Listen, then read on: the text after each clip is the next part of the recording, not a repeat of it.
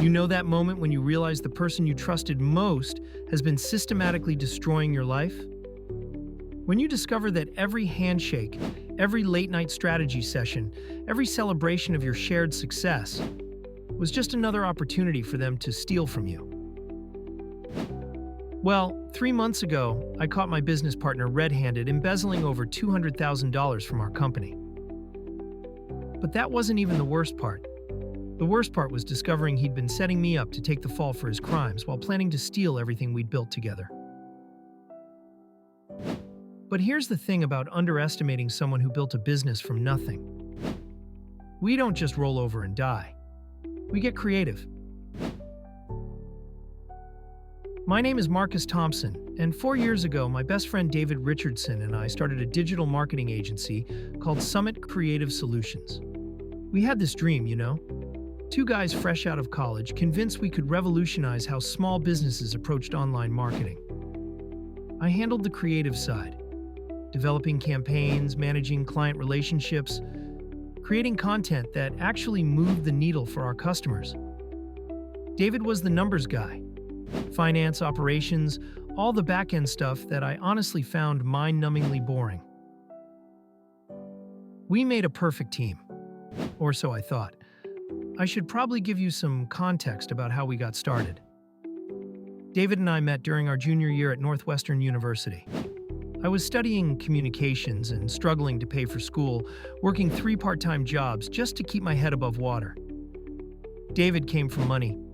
His father owned several car dealerships around Chicago, and David never seemed to worry about anything financial. But despite our different backgrounds, we clicked immediately. He was brilliant with numbers and strategy, while I had this natural instinct for understanding what made people tick, what made them want to buy something.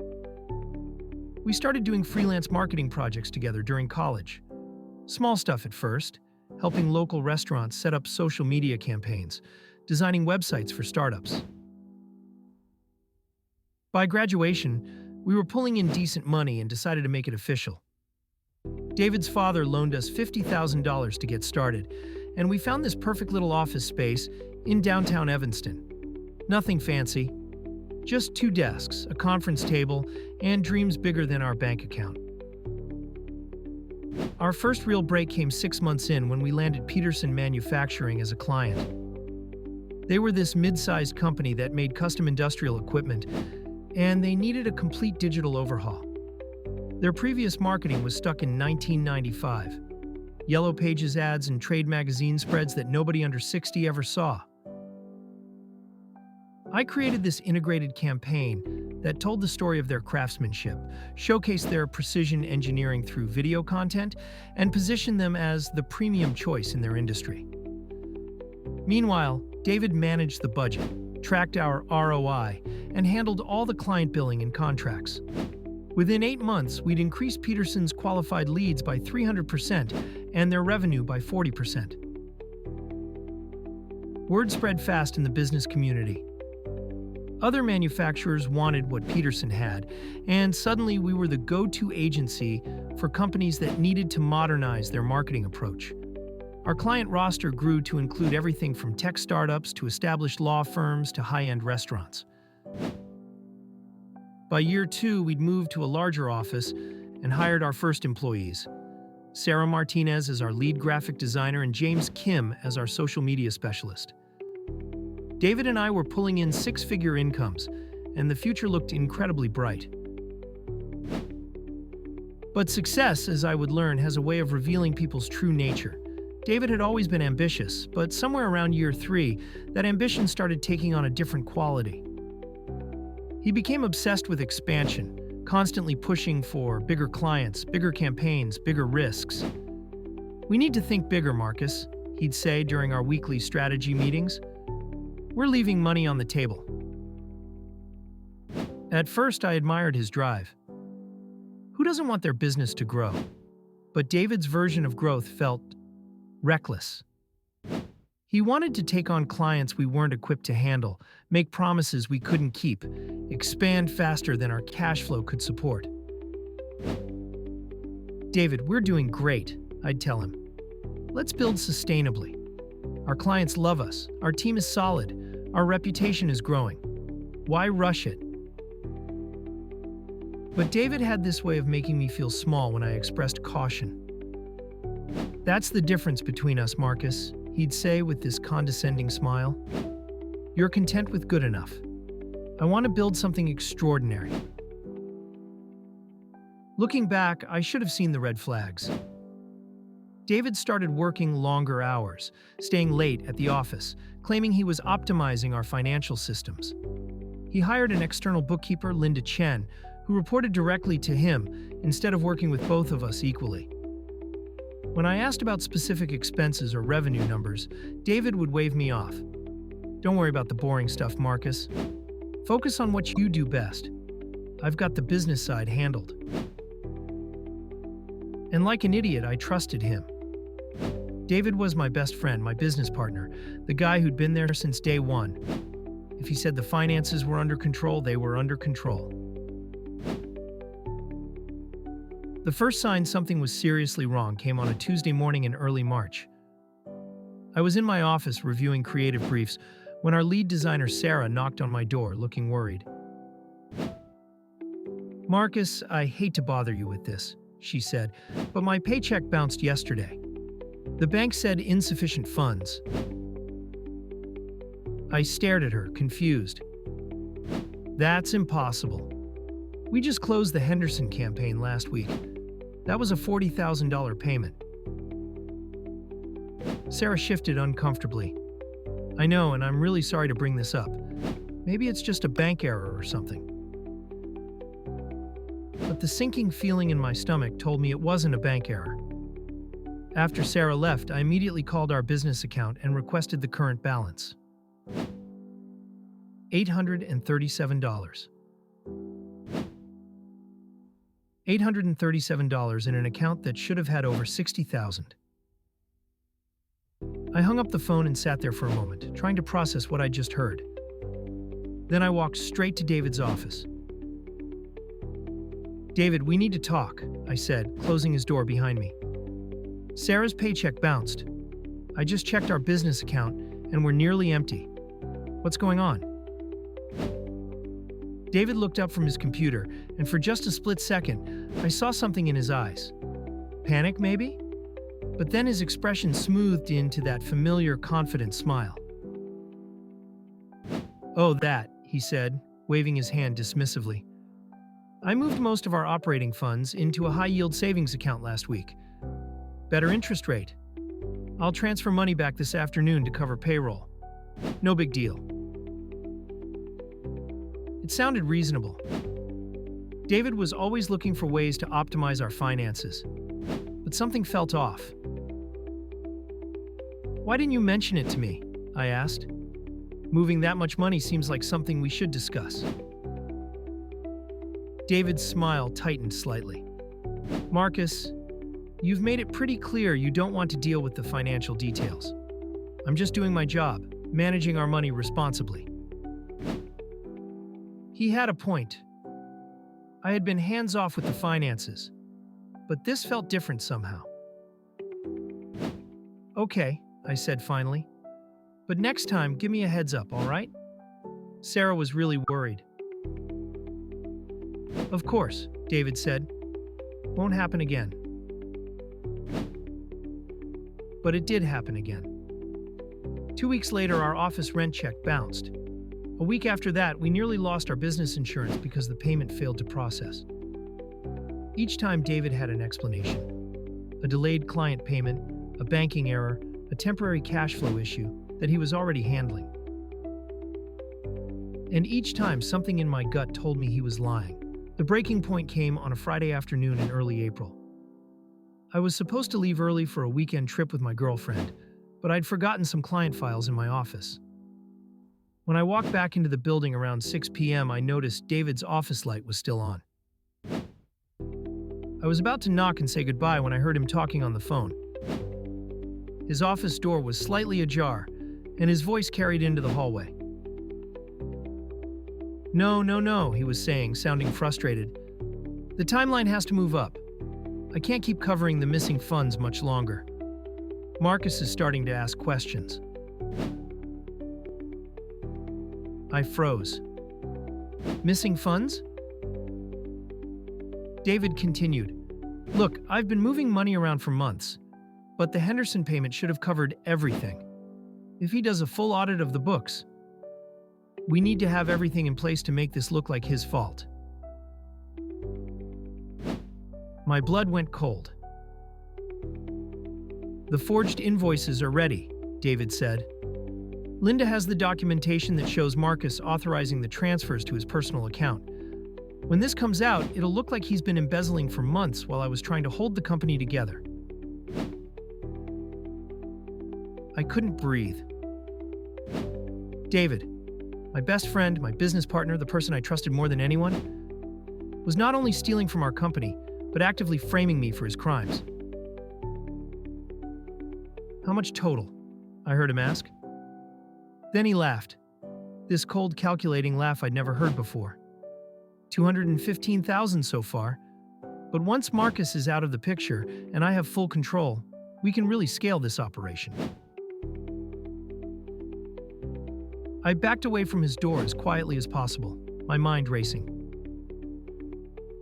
$215,000. No wonder our accounts kept running dry. David hadn't just been stealing. He'd been systematically draining our company while setting me up to take the blame.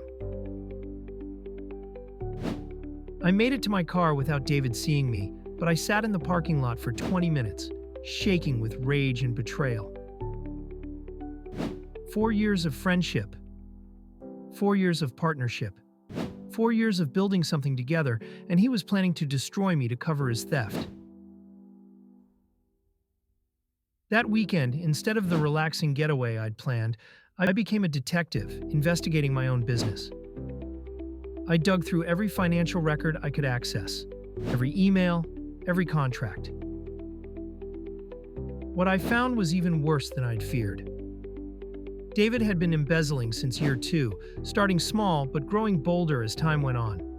Fake vendor invoices, inflated expense reports, mysterious consulting fees that went directly to accounts he controlled.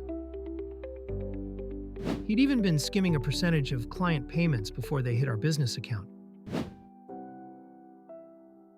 But the most devastating discovery was the trail of evidence he'd created to frame me. Forged email approvals with my digital signature, fake authorization forms for money transfers, bank statements showing transfers to an account that had been opened in my name, an account I'd never seen before. David hadn't just been stealing from me. He'd been methodically building a case that would send me to prison while he walked away with everything we'd built. Most people, when they discover something like this, would probably call the police immediately. But I realized that David's frame job was so thorough, so carefully constructed, that I might not be able to prove my innocence. He had months of fake evidence pointing to me, while I had… what? My word against his? Number. If David wanted to play games, I was going to play to win. First, I needed to understand exactly how deep this went. I spent the next week quietly documenting everything, being careful not to tip David off that I knew. I acted normal at work, maintained our usual friendly banter, even praised him for keeping our finances so well organized. Meanwhile, I was secretly meeting with a forensic accountant named Jennifer Walsh. I hired her privately, paying with my personal funds, and asked her to do an unofficial audit of everything I'd discovered. Marcus, she said after reviewing the documents, this is one of the most sophisticated embezzlement schemes I've seen from a small business. Your partner isn't just stealing. He's created an entire alternate financial reality designed to destroy you. Can we prove it? I asked. Jennifer nodded slowly. Yes, but it's going to take time and careful documentation. The good news is that he's been so focused on framing you that he's left plenty of evidence of his own crimes. The bad news is that if he pulls the trigger on his plan before we're ready, you could be in serious legal trouble. That's when I realized I needed to flip the script entirely. Instead of just proving my innocence, I was going to use David's own scheme against him. I started by quietly reaching out to Linda Chen, the bookkeeper David had hired. I'd always suspected she was involved, but I needed to know how deep. So I created a fake emergency. I called Linda on a Saturday morning, sounding panicked. "Linda, thank God you answered. I just got a call from our biggest client. They're threatening to audit all the payments they've made to us over the past year. David is out of town, and I need to make sure our records are perfect. Can you meet me at the office?" Linda hesitated. I don't think David would want me to. Maybe we should wait until he gets back." "Linda," I said, putting urgency in my voice, "this client represents 30% of our revenue. If we lose them because our books are messy, we're all out of jobs. David will understand." She finally agreed to meet me. When she arrived at the office, I had my recording app ready on my phone, hidden in my shirt pocket. "Okay," I said, "show me exactly how you've been handling the client payments and expense reports. I want to make sure everything will pass their audit." What happened next was beautiful. Linda, thinking she was helping to cover up the scheme, walked me through the entire embezzlement operation. She showed me the fake invoices, explained how she'd been creating false documentation, even admitted that David had promised her a percentage of the stolen money.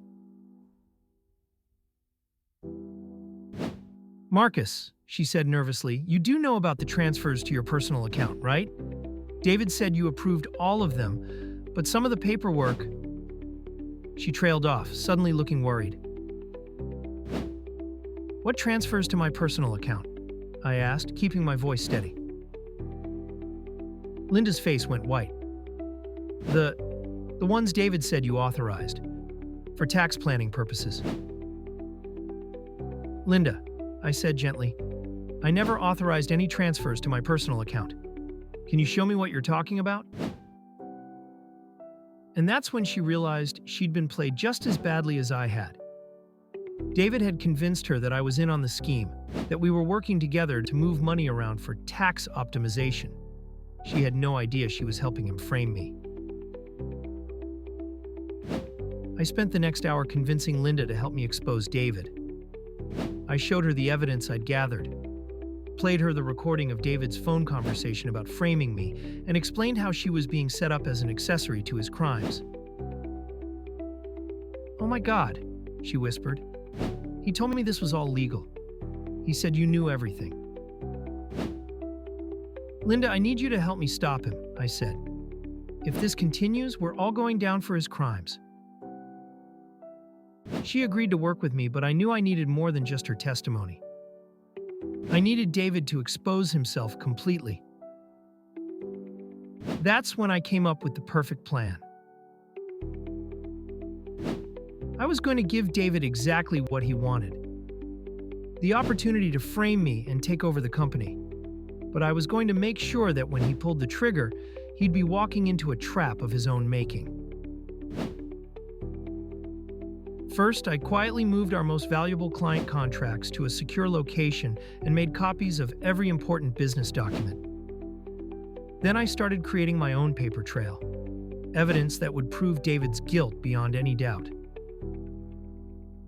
I worked with Jennifer Walsh to set up a dummy bank account in David's name, one that would receive deposits from a fake consulting company I created.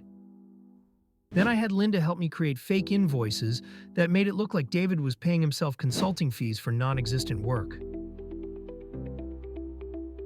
But here's the beautiful part. I made sure all of these fake documents contained subtle errors that any forensic accountant would catch, but that David wouldn't notice unless he looked very carefully. Dates that didn't match, amounts that didn't add up, signatures that were clearly forged. While I was building my trap, David was getting more aggressive about his timeline. He started pushing for a comprehensive financial review of the company, claiming that our recent cash flow issues meant we needed to identify any inefficiencies or irregularities in our financial management. Of course, this review was designed to uncover all the fake evidence he'd planted against me. But I was ready for him. On a Wednesday morning in late April, David called an emergency meeting with our entire team: Sarah, James, Linda, and me.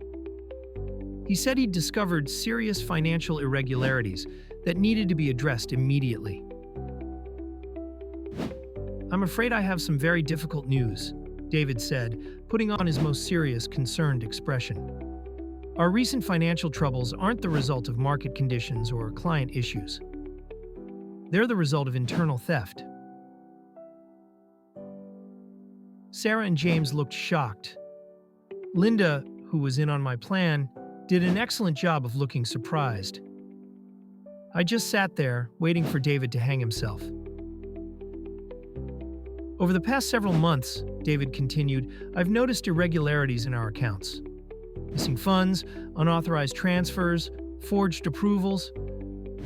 I hired an external auditor to investigate, and what they found is devastating." He pulled out a folder thick with documents, all the fake evidence he'd been building against me.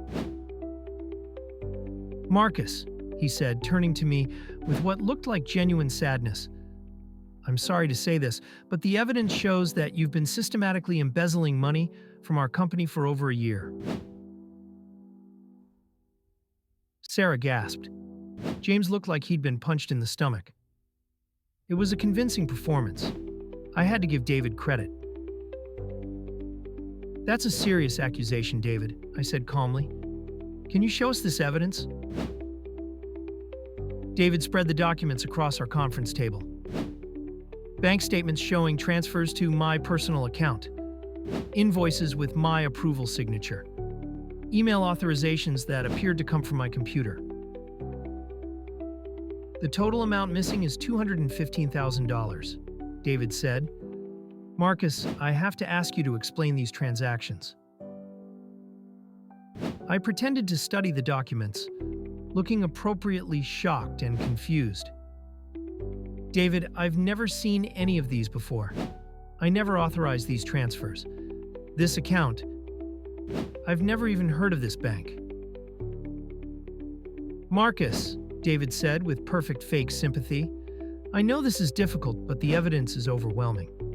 I think the best thing for everyone is if you resign immediately and we work out a payment plan to recover the stolen funds." And that's when I sprung my trap. "You're absolutely right, David," I said, standing up slowly. "The evidence is overwhelming. But not in the way you think." I pulled out my own folder, much thicker than his. "See, while you've been busy framing me for your crimes, I've been conducting my own investigation. And what I found is truly fascinating." David's confident expression faltered slightly. "What are you talking about?" "I'm talking about the fact that every single document you just showed us is a forgery," I said, spreading my evidence across the table. "I'm talking about the real bank records that show you've been embezzling money since year 2. I'm talking about the recording I have of you planning to frame me for your crimes." I pulled out my phone and played the audio from his office conversation. David's voice filled the conference room. "The forged invoices are ready. Linda has the documentation that shows Marcus authorizing the transfers to his personal account." The color drained from David's face. "But wait," I continued. "There's more." I turned to Linda. "Linda, would you like to tell everyone about your conversation with David regarding my supposed involvement in this scheme?" Linda cleared her throat nervously. "David told me that Marcus was aware of all the financial transfers. He said they were working together on tax optimization strategies.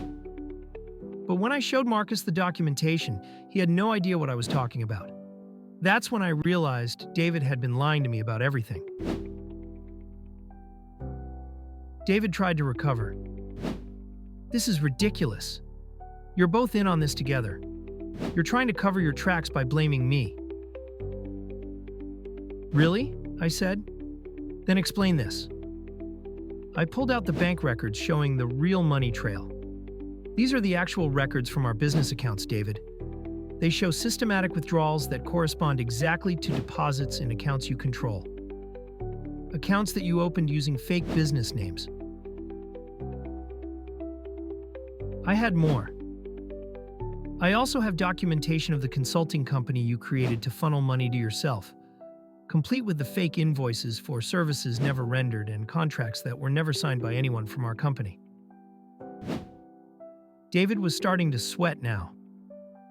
You can't prove any of this. Actually, I can, I said. Because unlike your forged documents, my evidence comes directly from official bank records, recorded phone conversations, and witness testimony. Speaking of which, I looked toward the conference room door, where Jennifer Walsh, my forensic accountant, was waiting with 2 FBI agents. David Richardson, one of the agents said, stepping into the room, you're under arrest for embezzlement, fraud, and conspiracy to commit financial crimes. The look on David's face as they read him his rights was worth every sleepless night I'd spent building my case against him. 4 years of friendship, 4 years of trust, and he'd been planning to destroy my life for his own greed. But the story doesn't end there. After David's arrest, the FBI investigation uncovered even more crimes. It turned out he'd been running similar schemes at 2 other companies before starting our business together. The consulting company he'd created to steal from us was also being used to launder money from other victims. David ultimately pled guilty to 15 counts of fraud and embezzlement. He was sentenced to 8 years in federal prison and ordered to pay restitution of over $400,000 to his various victims. As for Summit Creative Solutions, with David gone and the stolen money recovered, we not only survived but thrived. Our clients respected how I'd handled the crisis, and several of them actually increased their contracts with us. Sarah and James became partners in the reorganized company, and we've since expanded to 3 offices across the Midwest. But the most satisfying part of this whole experience wasn't David's conviction or our business success. It was the moment during his sentencing when the judge looked at him and said, "Mr. Richardson, you betrayed not just your business partner, but your closest friend. You systematically planned to destroy an innocent man's life to cover your own crimes." That level of calculated betrayal demonstrates a character that poses a serious threat to society. David looked back at me from the defendant's table, and for the first time since this whole nightmare began, I saw genuine remorse in his eyes. Not remorse for stealing the money. Remorse for getting caught. Remorse for underestimating the person he'd tried to destroy. 3 months later, I received a letter from David in prison. He wanted to apologize, to explain his actions, to somehow make amends for what he'd done. I threw the letter away without reading it. Some betrayals are too deep for apologies. Some friendships, once broken by greed and calculated cruelty, can never be repaired. But here's what I learned from this experience. When someone you trust tries to destroy you, the best revenge isn't anger or hatred. The best revenge is using their own weapons against them, turning their carefully laid plans into the very evidence that brings them down. David thought he was smarter than me. He thought his business background and financial expertise made him untouchable. He never considered that someone who built a successful company from nothing might have a few tricks of their own. Today, Summit Creative Solutions employs 23 people and generates over $2 million in annual revenue. We work with clients across the country, and our reputation for integrity and innovation has never been stronger. And David? David is learning how to make license plates in a federal correctional facility, with 6 more years left on his sentence. Sometimes the best revenge is simply letting someone's own greed and arrogance destroy them. You just have to be smart enough to get out of the way when they pull the trigger. If you enjoyed hearing how this elaborate betrayal unfolded and how careful planning turned the tables on a would-be destroyer, there are many more stories of justice and revenge waiting for you. Because sometimes the most satisfying endings come from watching people reap exactly what they've sown. This story is entirely fictional. Any resemblance to real people, businesses, or events is purely coincidental.